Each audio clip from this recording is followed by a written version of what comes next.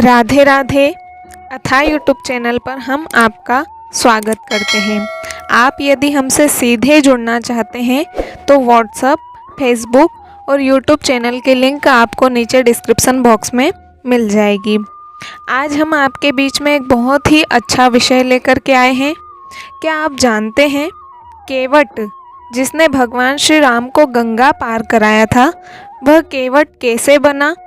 तो आज हम आपको केवट के पूर्व जन्म के साथ गंगा पार ले जाने तक की कथा बताएंगे।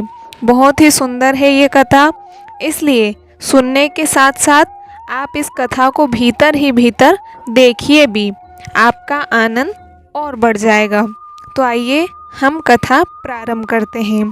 क्षीर सागर में भगवान विष्णु शेष शैया पर विश्राम कर रहे हैं और लक्ष्मी जी उनके पैर दबा रही है। विष्णु जी के एक पैर का अंगूठा शैया के बाहर आ गया और लहरें उससे खिलवाड़ करने लगी। क्षीरसागर के एक कछुए ने इस दृश्य को देखा और मन में यह विचार करके कि मैं यदि भगवान विष्णु के अंगूठे को अपनी जिह्वा से स्पर्श कर लूँ तो मेरा मोक्ष हो जाएगा, यह सोचकर उनकी ओर बढ़ा। उसे भगवान विष्णु की ओर आते हुए शेष नाग ने देख लिया और कछुए को भगाने के लिए जोर से फुफकारा। फुफकार सुनकर कछुआ भागकर छुप गया। कुछ समय पश्चात जब शेष नाग जी का ध्यान हट गया तो उसने पुनः प्रयास किया। इस बार लक्ष्मी देवी की दृष्टि उस पर पड़ गई और उन्होंने उसे भगा दिया। इस प्रकार उस कछुए ने अनेकों प्रयास किए, पर शेषनाग और लक्ष्मी माता के कारण उसे सफलता नहीं मिली। यहाँ तक कि सृष्टि की रचना हो गई और सतयुग बीत जाने के बाद त्रेता युग आ गया। इस मध्य उस कछुए ने अनेक बार अनेक योनियों में जन्म लिया और प्रत्येक जन्म में भगवान की प्राप्ति का प्रयत्न करता रहा। अपने तपोबल से उसने दिव्य दृष्टि प्राप्त कर ली थी।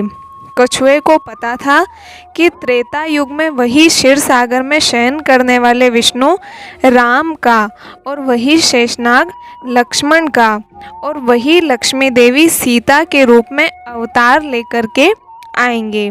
वनवास के समय उन्हें गंगा पार उतरने की आवश्यकता पड़ेगी, इसलिए वह भी केवट बनकर वहां आ गया था। एक युग से भी अधिक काल तक तपस्या करने के कारण उसने प्रभु के सारे मर्म को जान लिया था। इसलिए उसने राम जी से कहा था कि मैं आपका मर्म यानी कि भेद जानता हूँ। संत श्री तुलसीदास जी भी इस तथ्य को जानते थे, इसलिए अपनी चौपाई में केवट के मुख से कहलवाया है कि कह ही तुम्हार मर्म में जाना। केवल इतना ही नहीं, इस बार केवट इस अवसर को किसी भी प्रकार हाथ से जाने नहीं देना चाहता था। उसे याद था कि शेषनाग क्रोध करके फुफकारते थे और मैं डर जाता था। अब की बार वे लक्ष्मण के रूप में मुझ पर अपना बाण भी चला सकते हैं, पर इस बार उसने अपने भय को त्याग दिया था। लक्ष्मण के तीर से मर जाना उसे स्वीकार था, पर इस अवसर को खो देना नहीं चाहता था।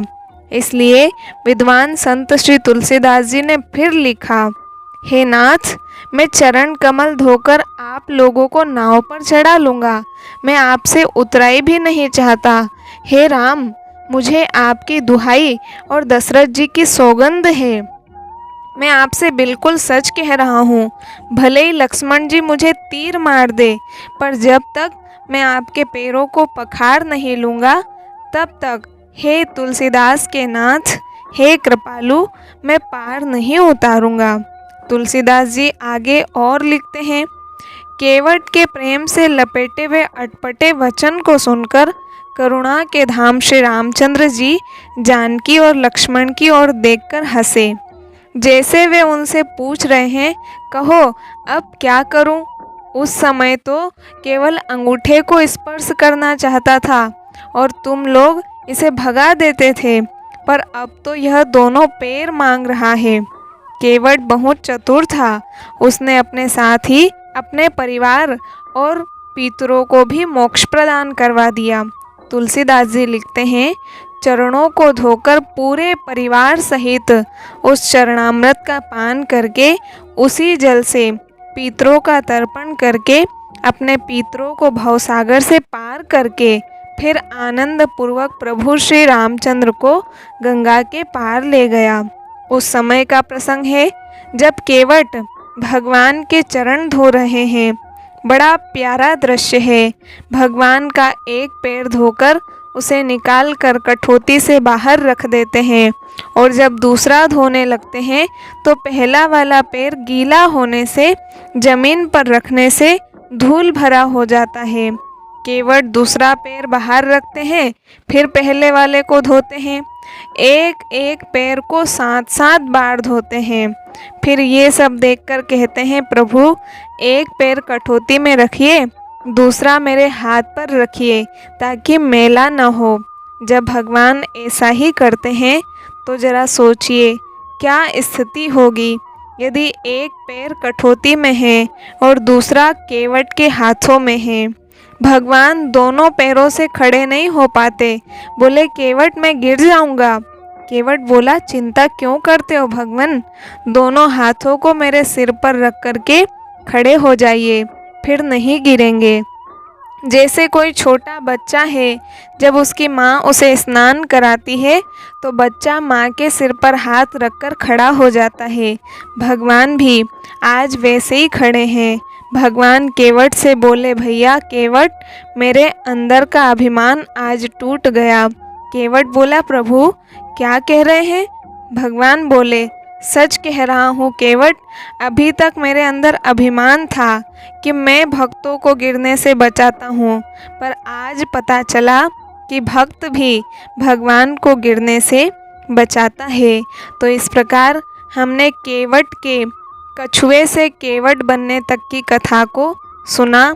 भगवान श्री राम को गंगा पार ले जाता है यही केवट, और पूरी उम्र इसने भगवान के आगमन की प्रतीक्षा करी, क्योंकि प्रेम में परीक्षा नहीं प्रतीक्षा की जाती है। और उसी प्रतीक्षा का परिणाम था कि भगवान श्री राम स्वयं केवट के द्वार पर आ गए।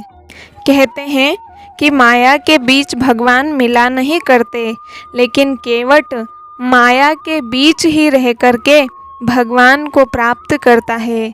और इसे भगवान के पास में नहीं जाना पड़ा, साक्षात जगदीश्वर ही, मायापति ही इसके द्वार पर आकर के इससे गंगा पार जाने की याचना करते हैं।